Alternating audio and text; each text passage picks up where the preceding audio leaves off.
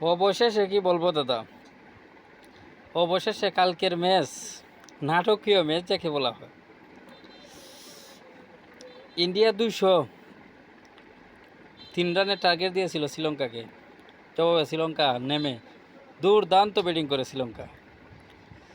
একসময় মনে হচ্ছে শ্রীলঙ্কা ম্যাচটি সহজেই জয় নিবে, কিন্তু না, ইন্ডিয়া যে এমন একটি টিম ভাই, যে তাদের ওরিন যে খাবার অন্য কাউকে স্বীকার করতে দেবে না।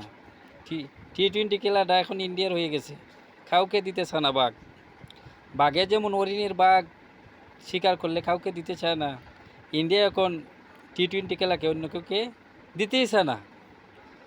শেষ পর্যন্ত ভাই নাটকীয় খেলা সুপার ওভারে গড়াইল।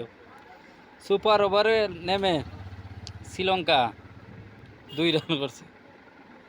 2 রান করার পরে 2 উইকেট চলে গেছে।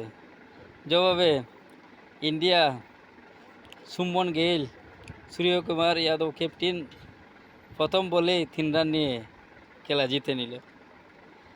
শ্রীলঙ্কা যাওয়ার আগে একটা জয় নিয়ে ফিরতে পারলো না, তাদের হতাশে প্লেনে করে যাওয়ার ঘন্টা তো আগেই বাজা ছিল। এই খেলা খেলে শ্রীলঙ্কা চলে গেল। অবশেষে ইন্ডিয়ার ফাইনাল 28 তারিখ পাকিস্তানের বিপক্ষে ফাইনাল হবে ইন্ডিয়ার।